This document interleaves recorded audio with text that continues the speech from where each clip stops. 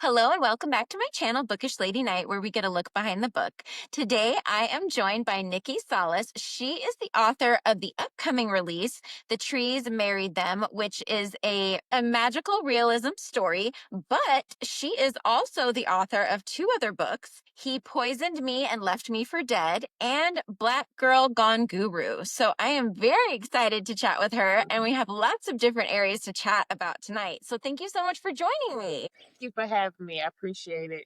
Of course. So, can you kind of give us, since there's three books, it's not as like too many things for you to think in your head at once, but can you kind of give us like an elevator pitch for each of them or to let us know like what they're about? Well, I definitely Black Girl Gone Guru, all three books are um has a thread of self-discovery. Though Black Girl Gone Guru was a nonfiction book, I still love to write books that about self-discovery and just helping people to find themselves, even if it's a fictional story. Yes. I love that. I love that. I feel like for myself personally, I am going through a divorce. So I'm rediscovering myself and finding me again after, being in a relationship for so long. So it's definitely something that I feel like a lot of people go through lots of phases in their lives and they have to kind of re-find out who they are and figure where they fit in their world. And so it's good to have or be seen by somebody else who's going through that also. So I like Yes, even with Black Girl Gone Guru, I talk about briefly, different things that I go through. The what I how I love to discover them, how I like to describe that book is I talk about my obstacles, but how they help me to overcome, how we go through stuff, how we grow. So instead of me seeing those things, those situations, circumstances as bad, though they were challenging, but they help me more resilient, help me to see life in a different way, which that's a choice of all of us. So when I wrote He Poisoned Me and Left Me for Dead, I wanted to go away from nonfiction, write a fictional story, though I believe all authors and writers put themselves in the book anyway, besides expressing themselves with how they write. But I created this character, I birthed this character where she goes through a breakup, but it was actually a breakthrough that brought her back to herself. So yeah, all my books are self-discovery. I love that. A breakthrough to find yourself. I like that. So, have you always wanted to be a writer, Yes. or did something like spark your creativity to write novels? Yes, wow, this is so in alignment. I spoke with a young lady in Austin, and we was outside in the trees. It was just like so ethereal, and we was talking about that. And yes, she asked me that same question, and it's just a confirmation of me coming back to it. So I started writing when I was about 8, and I would write poems and I would write all these stories. I was that person that I hear the younger generation say nerd. They don't call it nerd no more, but I'm still a nerd, and I don't mind calling myself a nerd.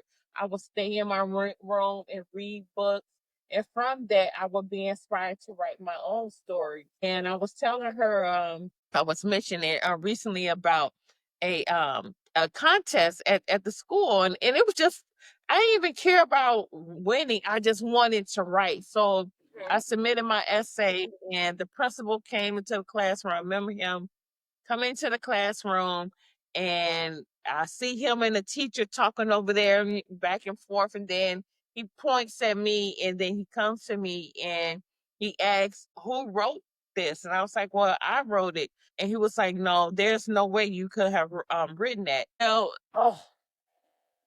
and it's like, like even then, and I didn't understand it until years, decades later. But even when I was writing then, well, the reason why I stopped was when I shared my love of writing with other people, and there's no harm against them. They told me, "What? How are you going to make a living from this? You can't, support yourself off of writing." So I threw away. I had milk crates just stacked, Catherine, all in my rooms, and I threw away all my notebooks, and I just like left it alone for a long time. Yes. That's Yeah, painful. but hey, I'm so sorry. no, Well, hey, but I'm grateful to have be able to come back to it. Again, like I say about self-discovery, that's threaded throughout all my books. And that is me, continuously, which we all are discovering the new, like you said, the new phases of us, the new chapters. We're not meant to be the same person, heck, when we started this video, so it was me helping me to come back, or not to even come back, but to allow the real person, the real me to come forth. So that's really why I write now. I'm grateful for the book selling and people loving the books, but it's helping me. Yeah. It gives you a little bits of yourself back, helping other people get themselves back. Yes, yes, yes. And that's exactly, I know, and I would love to say this and share this with all writers, authors, creators, because we're all creating in some form of fashion. We're all artists. How we express ourselves is artistry. I encourage anyone and everyone that is observing this, taking this into themselves, that whatever it is that how you want to express yourself, whether it be writing, whether it be painting, whether it be, you want to be a landscaper, whatever, allow yourself to do that more, because that is who you are. And that actually helps heal us, because we are allowing the different parts of ourselves to be in harmony. And it's like this beautiful, party going on in our bodies. I feel great when I write. I feel great when I get to create. So yeah, those milk crates, they've been long gone and everything. It's like, hey, I get to create new stories and create, and I get to meet new readers, because those stories that I created when I was a little girl, that was where I was at. So now, as I'm writing and I'm creating now, I'm get to meet new parts of myself. Those new parts of myself get to align with new people. Yeah, I love that. I love that. So with the book He Poisoned Me and Left Me for Dead, where did the inspiration to write that story come from? Well, so Love the I title, love to by the travel. way.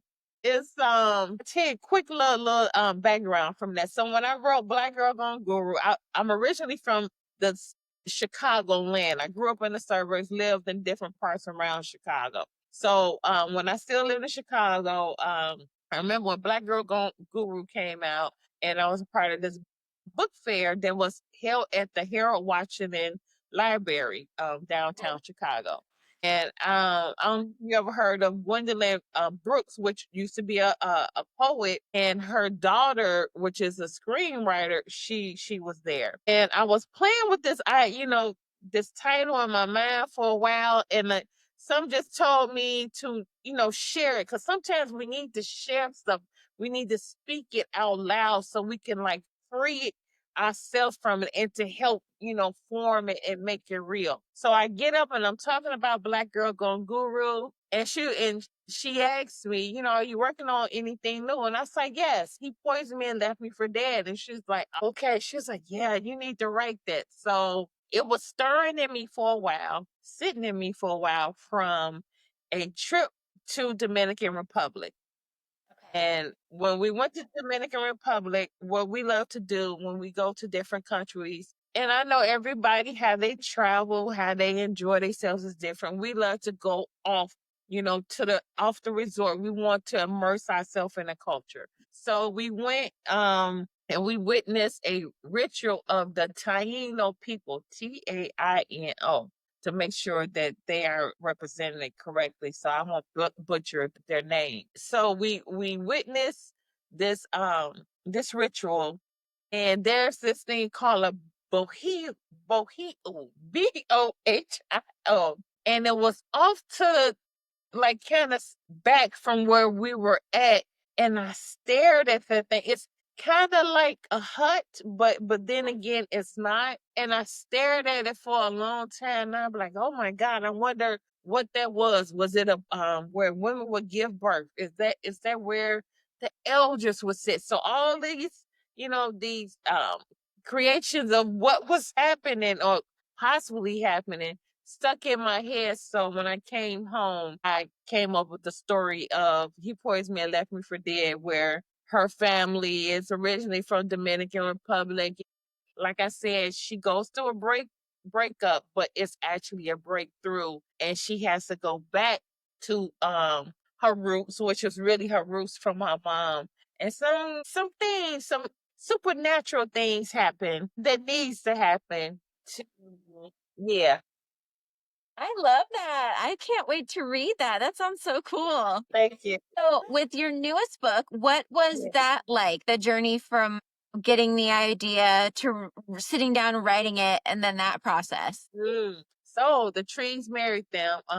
Again, all my books it's from some not only a vacation but some trip, some experience, I should say. So and Black Girl Gone Guru, some of that came from when we went to Dubai. The trees married them. I love New Orleans. Catherine, have you ever been to New Orleans? I haven't. I want to so bad. New Orleans is such a great time.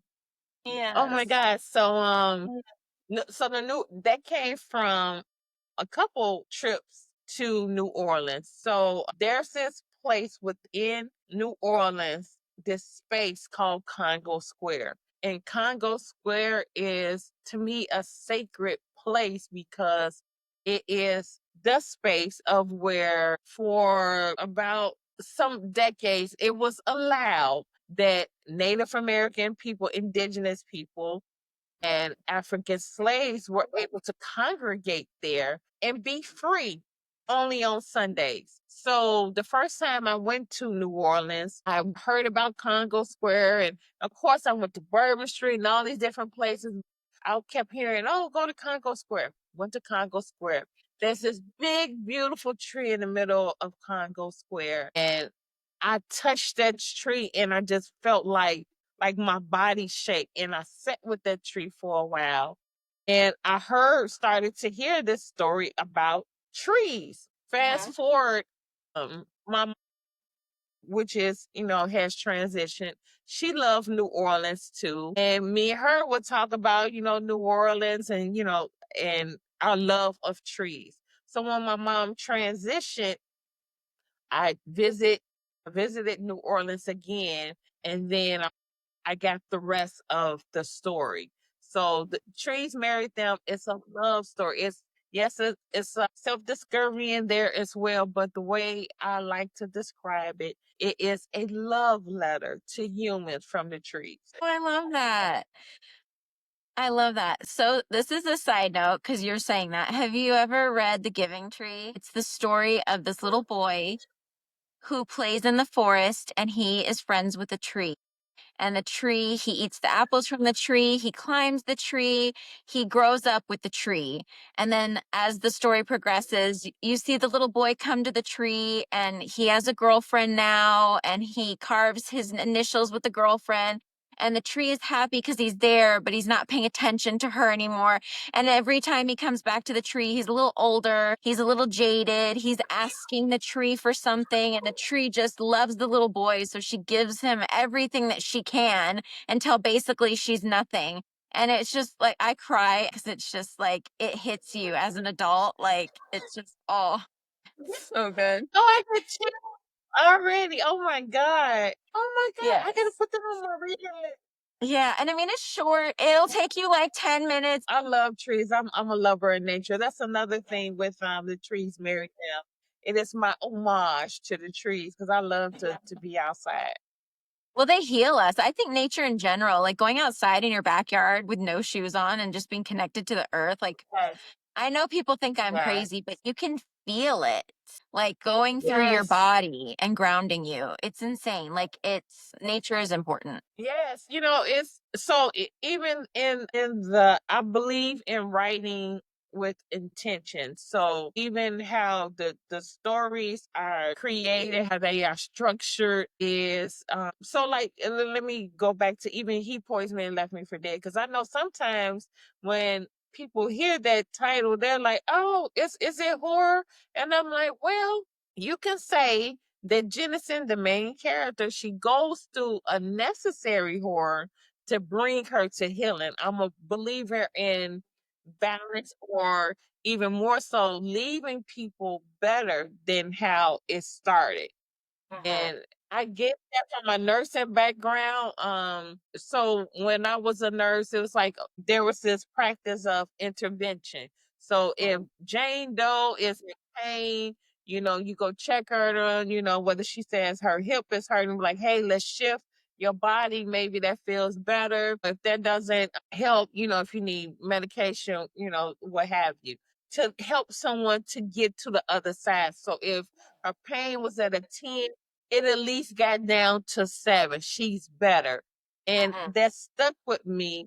So when I left nursing and decided to pour myself more into my writing and my well-being education, that's what I want to help people to do, to leave them better than what they were before, or to help guide them into Yeah. something that's better. It's a small things, like you said, even with nature, it is proven. It is proven. A lot of people used to say, "Oh, it's some kind of hippy dippy stuff." Which hey, you could call me a hippy dippy because that's I'm that person that's outside, grounding myself, walking around, hugging the trees. That it's proven of it how the trees help us, and I made sure to put that in the book within the story of scientific facts of how the trees have helped us. I mean, without them, we would not even be here. So, Exactly. yeah, this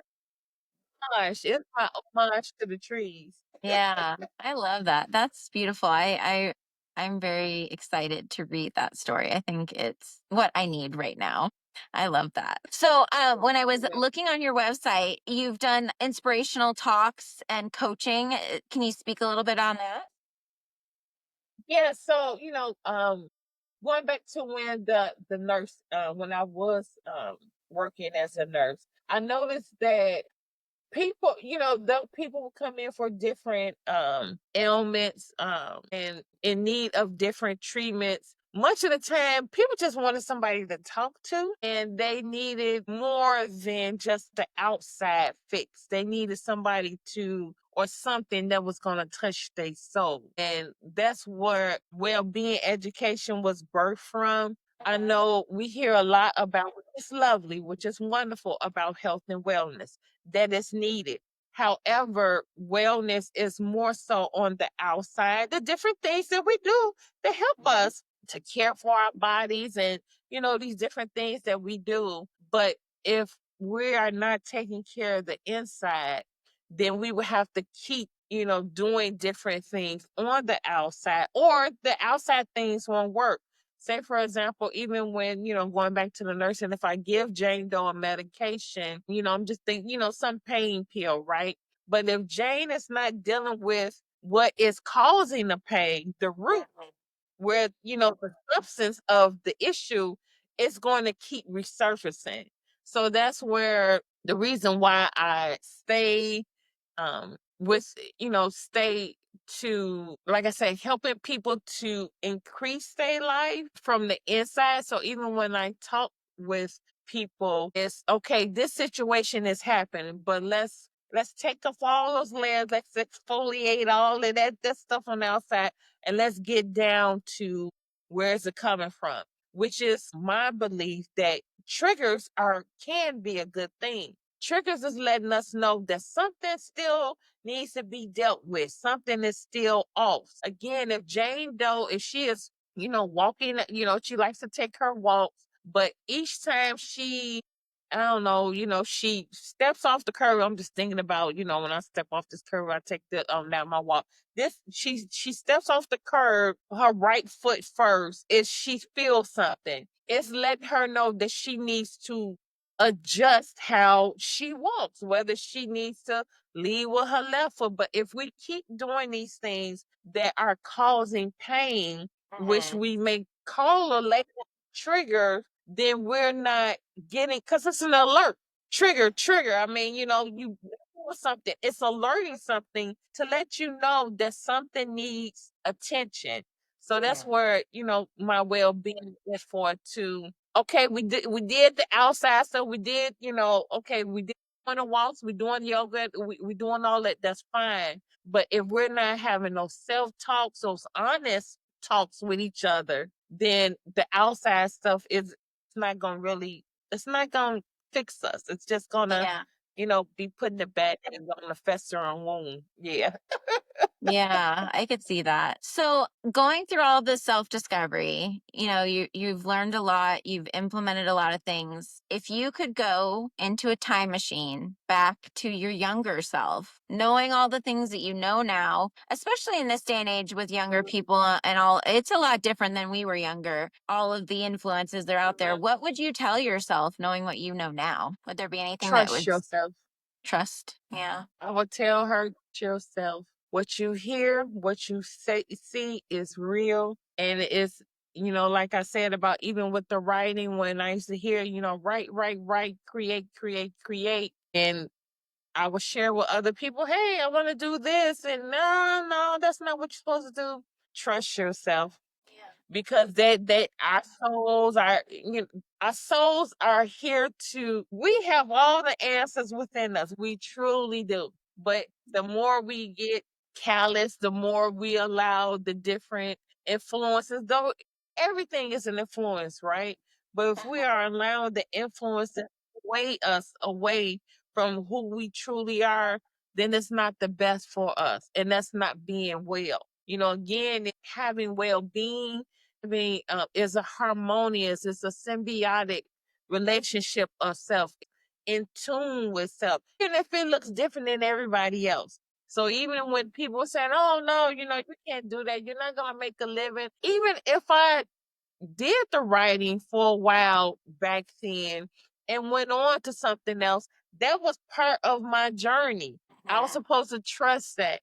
And I'm grateful that I'm in alignment where the universe is saying, okay, yes, Arch, oh, okay, hey, we've been trying to talk to you about that for years. Yes, yes. And it's fine because it led me back, but then I had to start trusting myself to even hear that voice and say, yes, Nikki, go back to that. And now I'm grateful that it has come back to me in this lifetime or this phase of my life because of where I'm at, or the things that I know, the awareness I am in right now. And I'm able to share this and pour this into other people of what I didn't do before now. I love that. It was meant to happen the way it happened. So, Mhm. yeah. Yes.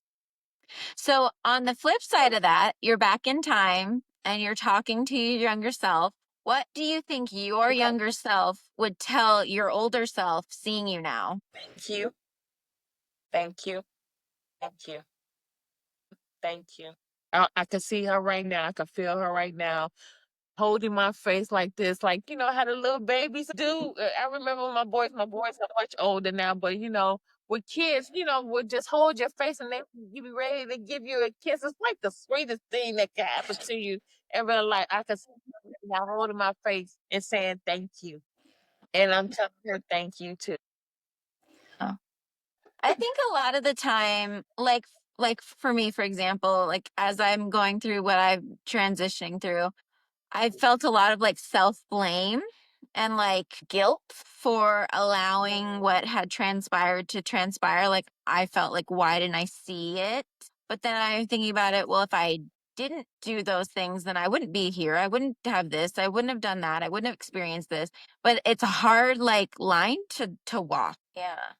So Yeah, so my husband and I, this is my third marriage. Before we met, I had come to a place where, and I talk about it in Black Girl Gone Guru, where I was like, okay, God, that's it. No more, I'm not doing this no more. I've been through this, been through that. No, So, and I understand, I am not saying because we all go through, as women, we go through the different things we go through in different levels, right? We experience it differently. But I do know that from myself, when the different things I went through with previous relationships, I felt like, okay, well, why didn't I see that? And, you play the recall, right? But like, why did I say anything or whatever? But I believe at certain things that we didn't supposed to say something, because like you said, if we did, then this could have happened. It would just forgive ourselves, Mhm. because we can't go back in time, right? So like I said, even with me, like with the writing before, throwing away stuff or whatever, and I'm like, okay, I should have did this and did that. It happened. The thing is allowing ourselves to move forward, because we can't make up time. We might say, "Oh, I'm trying to make up for lost time." It's gone. It ain't no lost time. All we could do is, you know, present ourselves more and more every day, show up for ourselves every day to create the better future. But if anything else, we should take those lessons, because I know those lessons that I've have experienced, those things I have experienced with previous relationships, how horrible they may be, I'm so grateful for them, because now I get to see it is on the flip side, Catherine, where I'm grateful to say I'm with a man that I never thought. I say this before we met, before I said no more, with being in relationships again. I had wrote down what type of man that I wanted. And I'm not saying that it gotta be 100%, but the quality, the key things that I needed, I was able to receive, but I had to let it all go. I talk about a Black Girl Gone Guru. I had a funeral for myself, and that's the reason why I spell my name Nikei, because the Nikki of before Nikkii, I buried her. So in the book, and I talk about, I rose and this new name was given, which is the front part of my full first name. And yes, I use it as my pen name, but I also use it just as my name, because it means something to me, and it means something to me of even the stuff I went through in the past. I've forgiven them. Did they forgive me? Even forgiving me for being a part of something that was, I believe, not even their best self.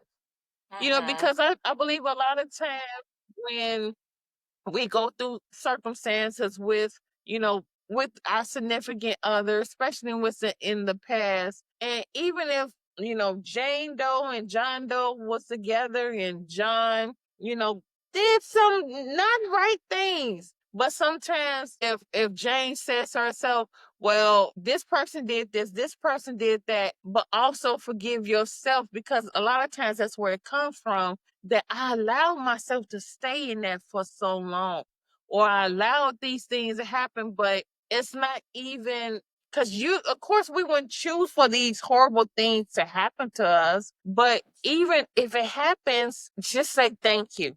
Thank you for the lessons, because I know for myself, the things that I've been through in my past, I can see that quick when I see it, other people, when I talk to other people. Oh, well, this is going on. Well, that is happening. And I have a greater appreciation for my marriage, my relationship now, and even myself. And when I get to go speak, especially to young girls, that's my main, which I love to do, is to go speak to young girls.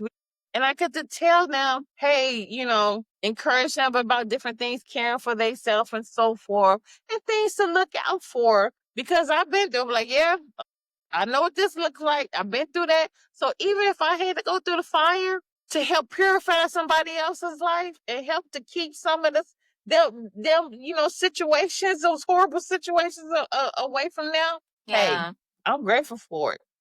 I love that. I love that. So with your Thank writing, does it come easily to you? Does it energize you? What does a normal like writing day you. look like for you? So, I've always, even when I write the blogs and just different things that I write for, as I said before, I love to sit outside, and I'm always getting inspired from sitting outside, because it cleanses me, it refreshes me, and it helps, put away the other stuff, the noise or whatever, and then it brings in the new stuff.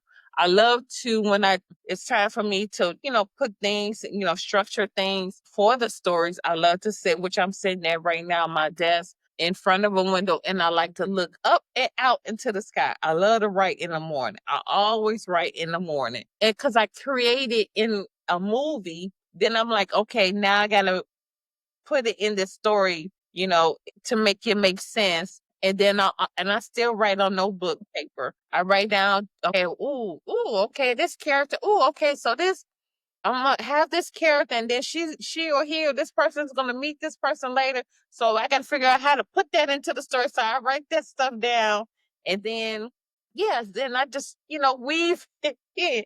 I sew it in. I will say this: I intentionally, and I learned this from Black Girl Gone Guru. Black Girl Gone Guru was really Oh, it's a biography, but I choose not to really call it a biography. I just like to call it an introduction into of me. And it was purposely I was told to just purposely, okay, write it because it's only like 60 some pages, and be done with it. At that time I was like, oh, but if I do that, would that be good enough? Because I wasn't able to get a spine with that.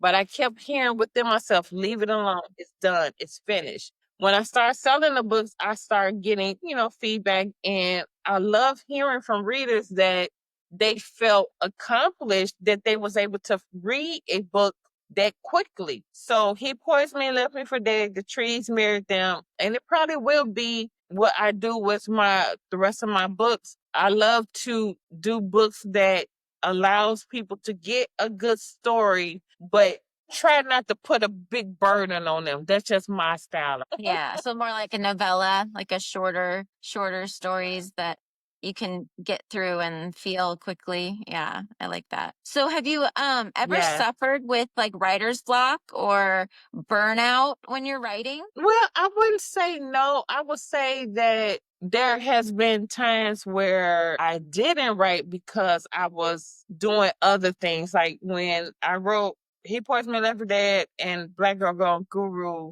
I had stopped working as a nurse at that time. So I was able to, like I said, even being in nature, I was able to be refreshed. I didn't have the different things of going through my mind when I was working as a nurse. So, but when I'm ready to write, I can put out a story in like 3 to 5 months. What do you feel like your writing style is? Like I said, I would looking out to the window and creating this story, and then different things will come in my head. I'm like, oh, okay, so I'm going to, put this. So like even with the trees marathon, so it spans from the beginning of time to recent. So, and I wanted to properly represent the indigenous people that I put into the book, Tonkawa people and other Native American tribes. So I wanted to, like I said, I want to represent them correctly. So I had to do research. So even when I did the research in certain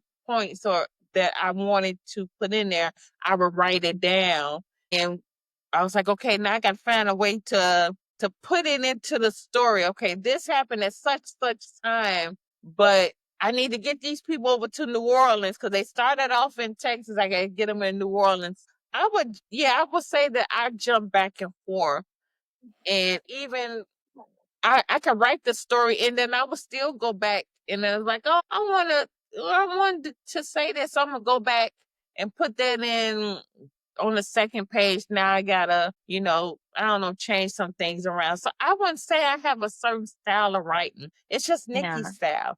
Yeah. Well, it kind of sounds like that, where you kind of weave it together and you work the story as it's kind of could be a little over here, a little over there. So, with your writing Yeah. journey, what is something that you feel is very profound or surprising that you've learned during your writing journey? Someone told me recently, some of the feedback that I've been hearing recently is that so they're novellas, but I would hear people also say that they're like poetry. My stories are like poetry. And I was like, oh, Okay. okay. Oh, I never saw it or read them that way. But Oh, that's wow. nice to hear. Yeah, Yeah, so I love definitely. What was the cover design process for you working with the artist that designed it? How did that go? Did you enjoy it? Was it intimidating? Well, I would say at the very first book, yes, because that was around 10 years ago. So, I knew nothing is besides what I looked up of designing a book cover. So all of that, of course, was online, emailing back and forth, and I'm sending them, what I want on there, and then, just going back and forth. So he poisoned and left me for dead. I want the first cover that they did. I was like, okay, I want this.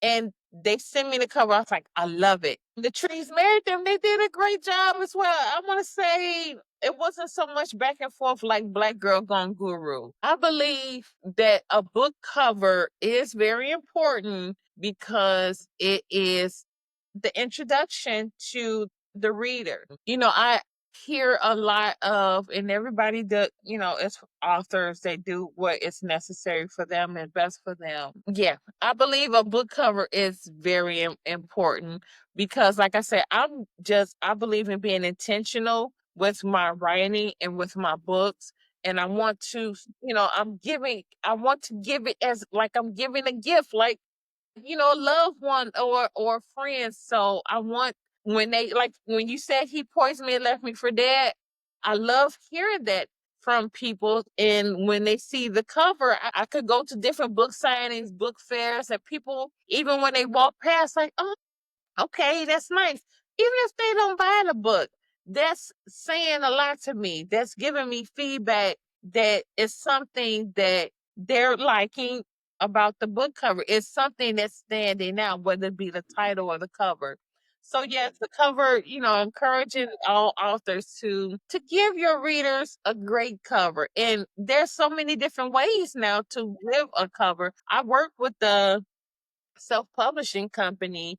And I know now, whether you're going through Fiverr or you're going through, just different people, because it's so many different uh forms and ways, of artistry. I prefer to use people. I just know that a book cover is important, a good book cover that stands out, I should say. Yeah. Something that catches your attention. It's kind of like when you Yes. talk to people, like they say, like the first 30 seconds or 60 seconds tells the person a lot of what they need to know about you. Like that's their vibe that they're getting off of you. I feel like it's the same thing for like the book cover. Yeah. Yes, and I know, because of course, cost of book covers and just putting books together is totally different from 10 years ago. Um, and that's wonderful, and that helps people to be able to create their books and put them out there. I just, like I said, I want to make sure I'm giving a quality, more quality than anything. And that's why I said, like, even when it comes to page count, I don't look to, just try to make the page count without giving them a good story and giving them a good gift of a book. So then, like even with the cover, like I went through other people just in case I didn't like the cover that the publishing company, the self-publishing company gonna do. I wanted just to have some, backups because it had been a while since I put a book out there, and I was like, hey, it's all these different ways to do it now. But they did a great job, and I wound up not using the other covers that I had paid the other designers. But yeah, it's worth it. I don't believe in cheapening things. Believe in giving my best, because I would want someone to do that for me. Yeah. I love that. I love that. So, how are you celebrating your milestones as you finish books? Do you do anything to be, exciting and do something for you, just for you of that accomplishment? Yes, yes. When the Trees Married Them came out, since the book is most of it is told in New Orleans. So I purposely picked February 17th, which is Mardi Gras this year. So Mardi Gras is still celebrated. Yes, it's celebrated, different parts throughout, the world, not just New Orleans, but Texas love to celebrate Mardi Gras too. So me and my husband had us a good old Louisiana meal, some catfish and some different things like that. And yes, and I went outside, spent some time with the trees. And yeah, but then again, I try to find different ways to celebrate life every day. Yeah, that's important because you don't ever necessarily know the next one's coming. So I always feel like you should celebrate when you can. Yeah. Yes, yes. So, in your opinion, what makes a great story? Giving, like I said, your best self and seeing yourself as the reader, like asking yourself, what am I giving them in this story? Yeah. Yeah. Because they're investing their time into reading your books. I mean, that's what I always think of when I'm reading a story. Like, I want to feel an emotion. I want to work through, like you said, a trigger, a trauma. I want to look at it from an outside perspective that's safe and self-reflective. And I want to leave a little bit different than I started. It doesn't matter what kind of book it is. Any book can do that. You know, a fantasy book, a rom-com, all of these books, like you said, even though they're not necessarily in a real world, they have real world elements and they have characters that have real world emotions. And so it's a way to like take it a step back and still experience it. Yes, yes, yes, yes. Yeah, I like that. So, is there a moment that you can recall that you felt really proud during your writing journey? An event, an interaction with a fan, just something that has really stuck with you? Oh, yes, I get chills every time I think about this. It's two things, and I'm gonna make it quick. The first is Black Girl Gone Guru came out. So all my books are available on different platforms, and one of them being Amazon. Just me personally, again, this is me.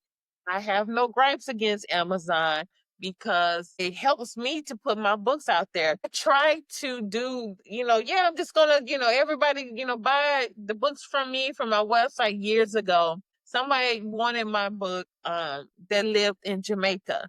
What was it, like $25 shipping to get that book there, and it never got there. So Amazon helps me out as well as the other platform. I see it more as, yes, I'm grateful for the books making sales, but if anything else, I want the books to reach people. So Black Girl Gone Guru had came out, and I was at a book fair in Chicago.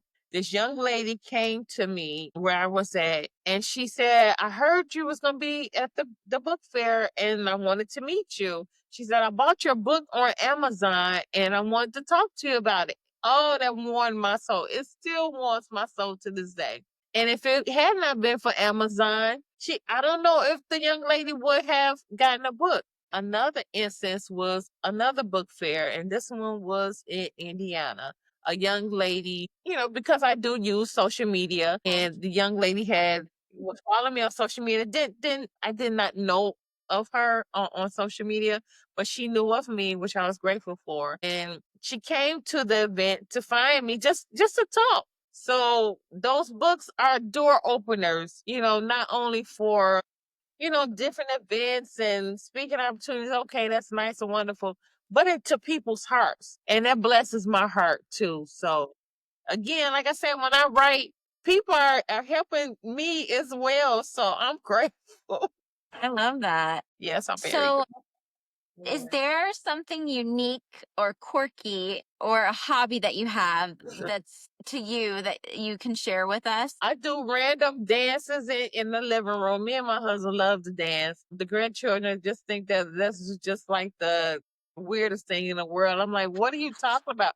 Dancing is like the best thing you do. I don't care. Hey, Catherine, if I'm at a grocery store, if I hear a good song, I'm the person that's, oh my God, that's my song. Yes, yes, yes. I just break Did you? out dancing anywhere. I'm the same way. My daughter's always like, Yeah. Mom, stop. I'm like, come on, dance with me. Come on, yes. I love that. What? When you're writing your characters, has there been a difficult character or did they kind of all come to you? Or was there any part of that process that you kind of found that you struggled? Well, see, like I said, I believe in writing intentionally. So the fictional, so He Poisoned and Left Me for Dead, The Trees Married Them, which are fictional books. All the characters that do have names that I thought of that I wanted them to represent a certain thing. So like even Jennison, and he poisoned me and left me for dead. Jennison meaning the beginning. Her mother's name Luciana means the bringer of light, and their names, when it's even said throughout certain parts of the story, means certain things that's happening, about to happen in the story in their life.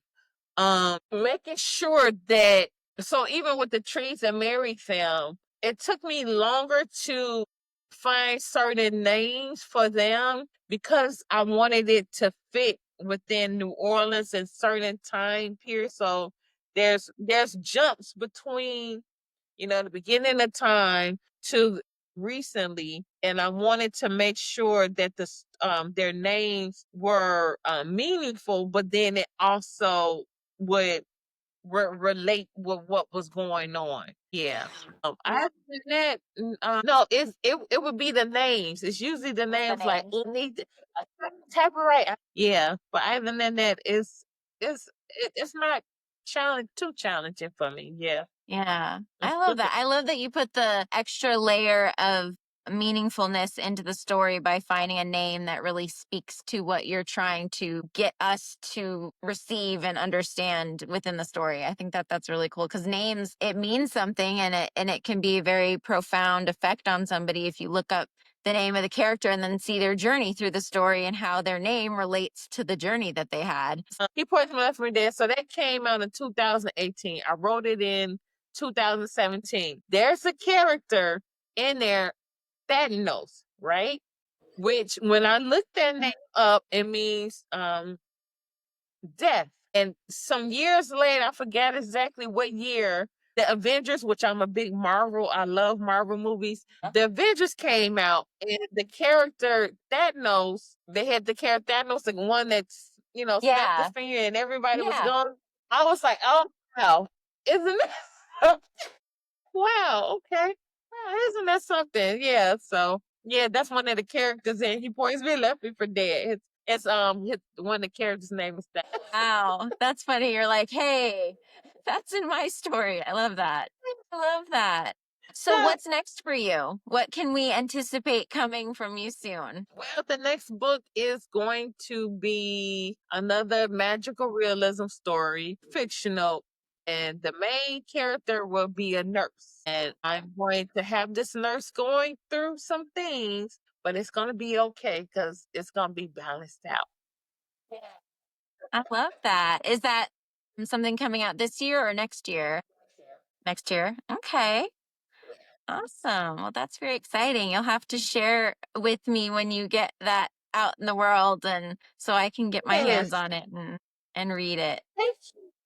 Of course. So I wanted to ask one other question, and I appreciate you coming on today. So, my last question is, what message do you want readers to take away from after finishing your book? That their life matters, and that, like I told you about when you asked me about what would I tell the little girl of me, trust your inner self. Trust what your soul is telling you because it's always, always, always going to want the best for you. Always. Yeah.